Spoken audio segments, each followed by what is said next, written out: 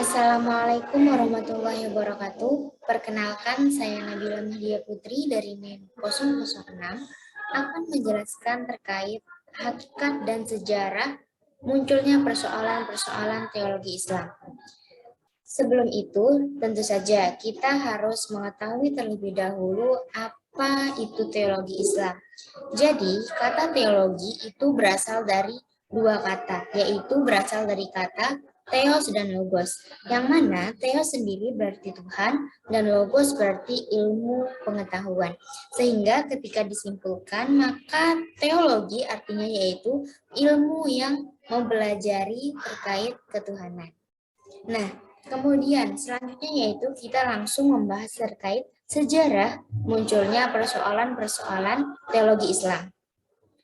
Jadi, awal mula munculnya teologi Islam itu yaitu ketika Nabi Muhammad SAW meninggal, yaitu pada tanggal 13 Hijriah.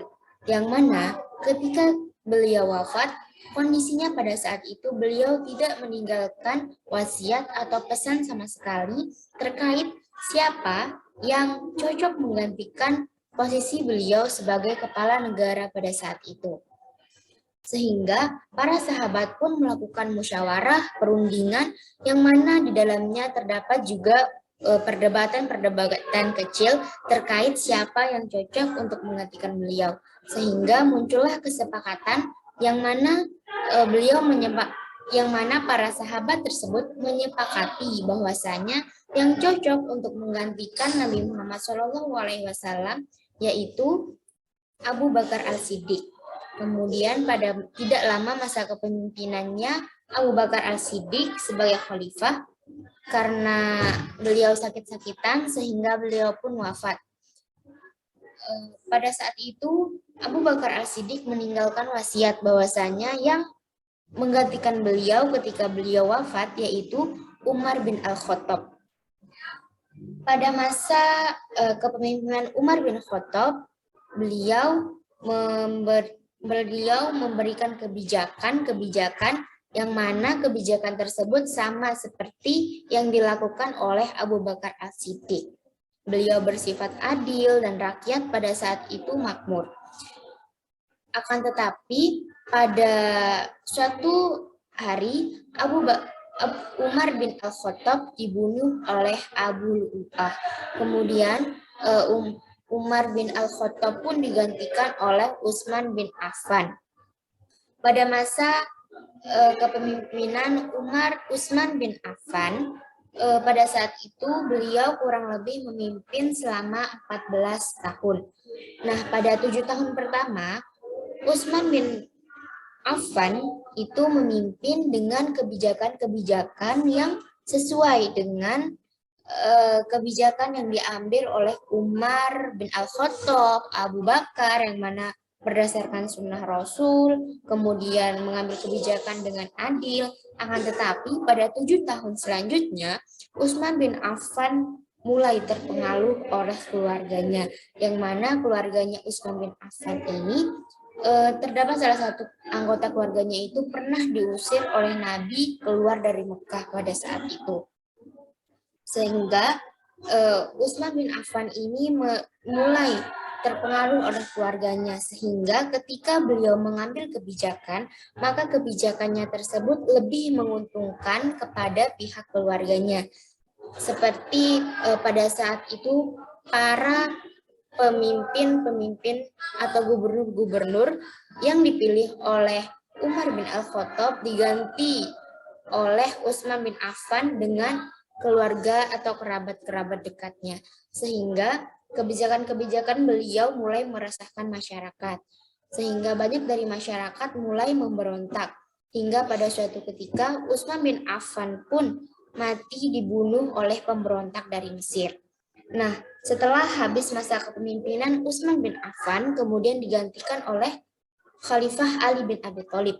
Akan tetapi pada proses pemilihan khalifah setelah Utsman bin Affan memiliki proses yang panjang, karena pada saat itu pemberontak Mesir bersikeras bahwasannya yang pantas menggantikan Utsman bin Affan yaitu Ali bin Abi Thalib. Akan tetapi pada saat itu Ali bin Abi Thalib tidak langsung menerima penawaran tersebut. Mengapa demikian? Karena Ali bin Abi Thalib berpikir bahwasanya ketika dia menerima tawaran tersebut secara langsung, maka akan banyak pendapat-pendapat bahwasanya kematian dari Utsman bin Affan ini disebabkan oleh Ali bin Abi Thalib. Sementara pada kisah nyatanya tidak demikian. Akan tetapi keraguan Ali bin Abi Thalib tersebut tidak berlangsung lama karena pada saat itu kondisi sosial masyarakat mulai tidak beraturan sehingga menuntut Ali bin Abi Thalib untuk mengambil keputusan secara tepat. Kemudian Ali bin Abi Thalib pun mengambil keputusan dengan menerima penawaran tersebut. Nah, tidak lama pada masa jabatan Ali bin Abi Thalib, Muawiyah pun datang kepada Ali bin Abi Thalib, yang mana Muawiyah ini tidak terima jikalau Ali bin Abi Thalib diangkat sebagai khalifah. Sehingga Muawiyah pun menantang Ali bin Abi Thalib untuk melakukan perang, yang mana perang tersebut dikenal dengan nama Perang Siffin. Nah, pada Perang Siffin tersebut ketika kedua belah pihak ini sudah mulai berperang, dan pasukan Muawiyah terlihat akan kalah. Nah, menyadari hal tersebut, Muawiyah pun mengambil keputusan, yakni dengan meminta perdamaian, yang mana dengan mengangkat Al-Quran di atas tombak, yang mana itu bertanda bahwasanya pihak Muawiyah menginginkan perdamaian. Nah, melihat hal tersebut, pasukan Ali bin Abi Thalib pun menerima ajakan perdamaian tersebut, walaupun sebelumnya terjadi perdebatan-perdebatan. Akan tetapi pada ujungnya pasukan Ali bin Abi Thalib pun menerima. Kemudian kedua belah pihak pun mengutus masing-masing satu untuk menjadi perwakilan dalam melakukan perundingan terkait keputusan dari perang tersebut. Sehingga ketika kedua belah pihak ini melakukan perundingan, yang mana utusan dari Muawiyah melakukan hal yang licik, yakni pada perundingan kedua belah pihak bersetuju bahwasanya Ali bin Abi Thalib akan melepaskan jabatannya, begitupun Muawiyah.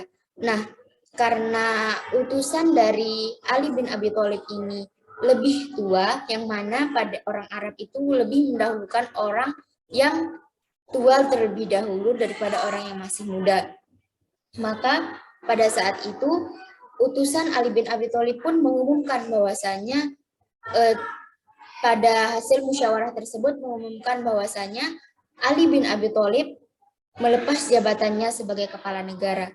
Kemudian giliran utusan dari Muawiyah berbicara di depan, dia tidak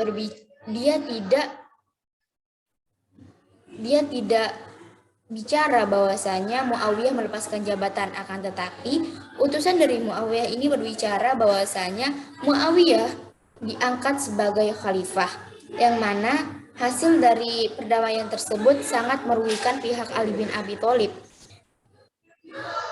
Karena pihak Ali bin Abi Thalib merasa dirugikan, maka pihak Ali bin Abi Thalib pun pasukan Ali bin Abi Thalib pun terpecah menjadi dua golongan, yang mana golongan pertama yaitu Syiah, yang mana mereka merupakan golongan orang-orang yang tetap mendukung Ali bin Abi Thalib apapun keputusan yang diambil oleh beliau. Kemudian golongan yang kedua yaitu golongan Khawarij, yang mana Khawarij merupakan golongan orang-orang yang keluar dari barisan Ali bin Abi Thalib. Jadi begitulah awal mula dari munculnya persoalan-persoalan terkait teologi Islam. Dari cerita tersebut dapat kita simpulkan bahwasanya awal mula munculnya teologi Islam, aliran-aliran dalam Islam, yaitu disebabkan oleh politik. Sehingga muncullah aliran Syiah, Khawarij, dan terdapat juga aliran-aliran lainnya. Mungkin sekian yang dapat saya sampaikan, lebih kurangnya saya mohon maaf. Billahi taufiq wal hidayah. Wassalamualaikum warahmatullahi wabarakatuh.